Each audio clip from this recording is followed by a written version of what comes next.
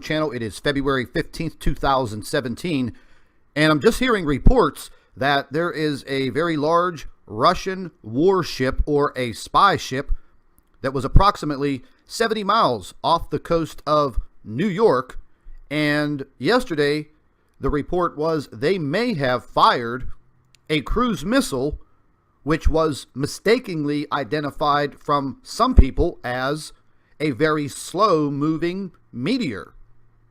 The estimated speed of the so-called meteor was just a little over 1,200 miles per hour, and we know that meteors don't move that slow. However, that may coincide with the speed of a cruise missile.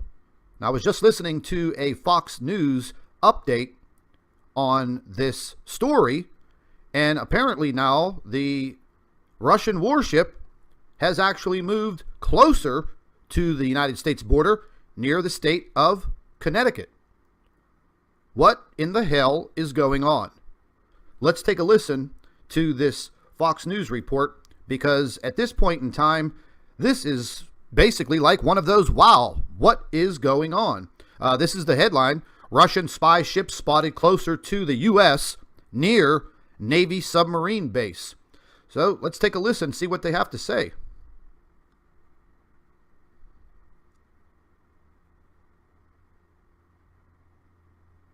I know this feed's going to take a few minutes to load, but just hang tight. I was having some issues with this earlier on Fox News. I think a lot of people are trying to access this, and about 15 minutes ago, this was a live feed. So let's see what they have to say. All right, we've got a Fox News alert right now. You're not going to believe the series of events. First, Russian aggression on the rise. You got a spy ship. It launched just. Cruise is also a cruise missile is also secretly deployed, which is in violation of another agreement. That's a Cold War era arms control treaty with a nuclear warhead. This is Russia's first provocation since the president took office. So how worried should we be?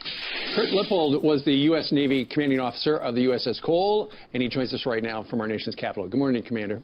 Good morning. Glad to be on. Commander, let's also add this. They just buzzed our destroyer again with one of their fighter jets. What do you do from here? Number one, if you were the commanding of that destroyer, what would you do? They are. Well, I think what we're seeing is the Trump administration is being quietly using, challenged in I many guess, cases, warplanes not so now. quietly, There by are the Russians, and learning that they are not quite the allies that Soviet they thought warships they were. involved. You now have very strong signals being sent. The deployment of the intelligence ship. That is a ship that, unlike the Soviet AGIs that used to patrol off our coast, this one is now specifically designed to collect intelligence. It's coming here to send a signal that, hey, we can forward deploy. The missile deployment is of great concern not only to the United States, but especially NATO and Europe, because they're the ones that live with the employment of.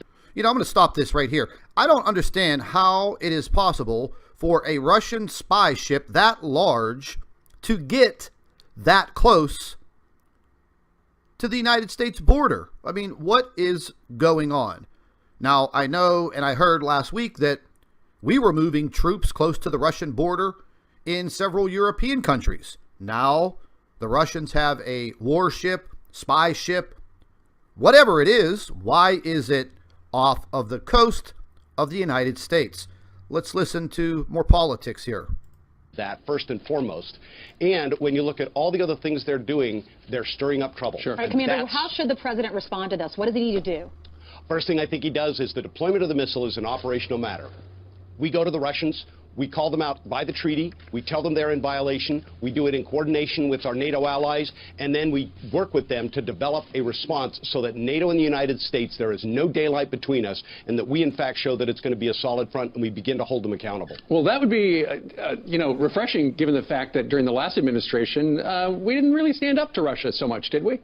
Well, I think that there was a lot of concern about the ramifications. We weren't doing the groundwork necessary with some places like NATO to make sure that they were foursquare, solid behind us and us behind them. Right. We need to make sure that we do that in the future, because this is going to be a very dangerous deployment. We do not want to have a violation of a treaty, because that's a whole new ballgame now. Keep in mind, Commander, as you know. I'm going to stop it right there. So, big deal. They're worried about violating a treaty. Well, we have one of our biggest adversaries in the world parking a massive warship off the coast of the United States. Now, yesterday when I heard the opening of this story, the ship was about 70 miles, or excuse me, it was about 150 miles off the coast of New York City. Then it moved in closer to about 70 miles. That was the last report I had received. Now I'm hearing it's 30 miles off the coast of Connecticut. And these people are worried about violating a peace treaty? I mean, if you ask me, that is a direct act of war. What is going on? Things are getting totally out of control all over the world. And are they going to try and start some type of conflict as a cover-up? Folks, it's very, very possible. I'll leave a link to this news story. I'm sure you can just simply Google Russian spy ship off the coast of the U.S., and I'm sure a bunch of news articles will start to come up because this is now making its way through YouTube, the internet, and mainstream media. So, folks, stay tuned. This looks like a hot story. Hello, everybody. Welcome back to the NIBIRU channel. It is February 15th, 2017, and I'm just hearing reports that there is a very large Russian warship or a spy ship that was approximately 70 miles off the coast of New York. And yesterday, the report was they may have fired a cruise missile, which was mistakenly identified from some people as a very slow-moving meteor. The estimated speed of the so-called meteor was just a little over 1,200 miles per hour, and we know that meteors don't move that slow.